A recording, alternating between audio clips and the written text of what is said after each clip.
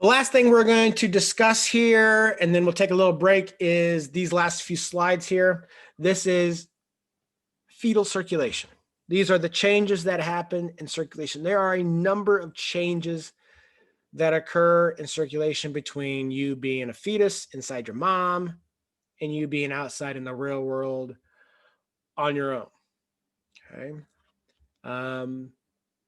You should know what some of these adaptations are in utero.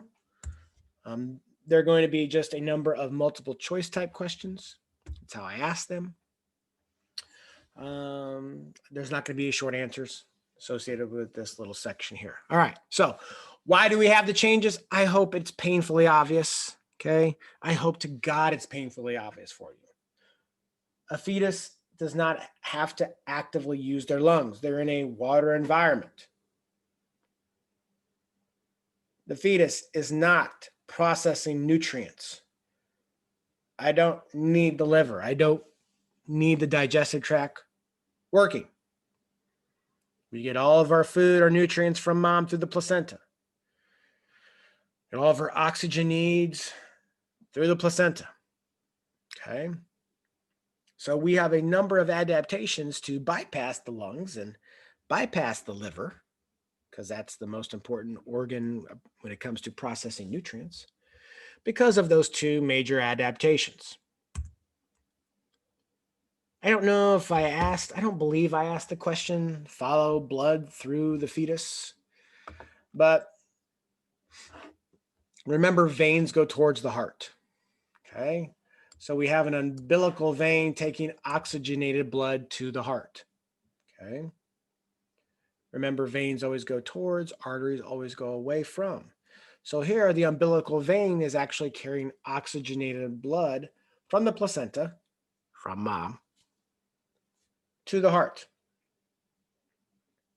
You can see we go through a number of various different ducts. It goes towards the inferior vena cava. That's what IVC stands for, through what is called the ductus venosus.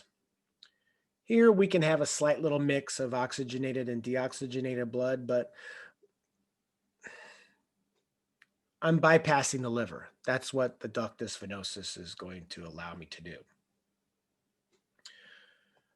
Ultimately, we get into the heart and right atrium, right. I mean, we're going to do all the nonsense, all right?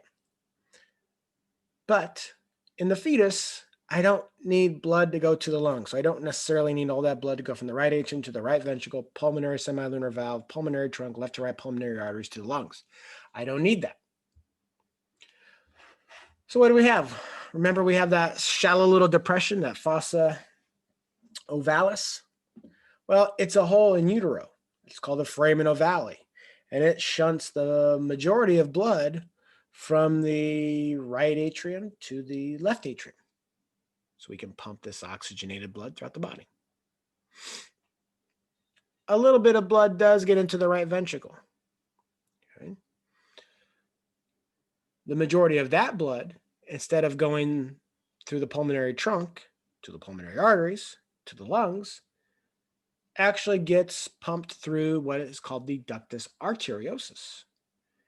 And this is a small little vessel that connects the pulmonary trunk to the arch of the aorta.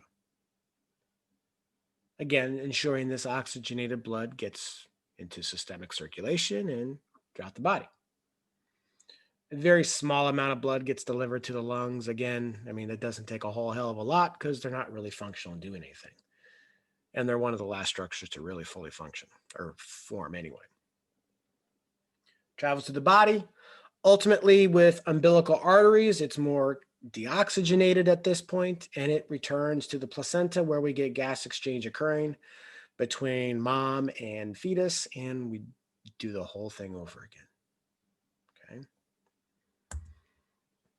When we take that first breath, that's when the system changes.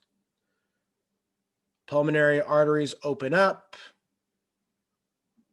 That foramen ovale will start to close, and then slowly over time, the ductus venosus and ductus arteriosus will atrophy as well and close.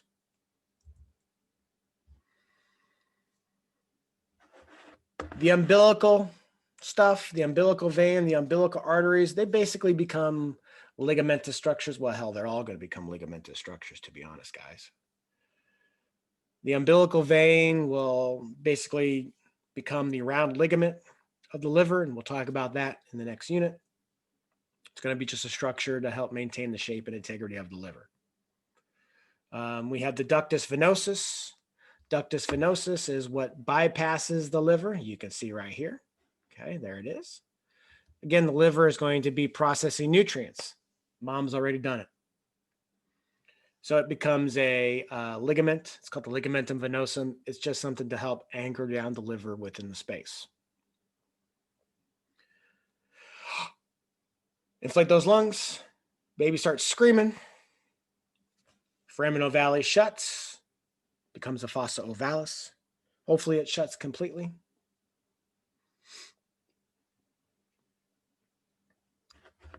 The last little structure is up here, the ductus arteriosus.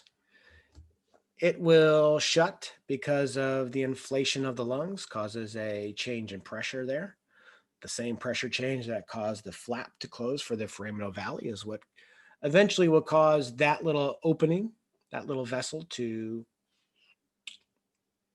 compress and close. And it becomes the ligamentum arteriosum, and it's just to help anchor the pulmonary trunk and the arch of the aorta. Again, these are more higher pressure. There's a lot more elastic fibers associated with them because they accept a huge volume of blood.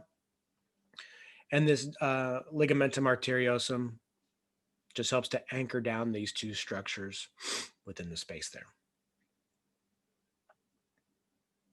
So all of these fancy pants structures that we had in utero become basically ligamentous structures after the fact.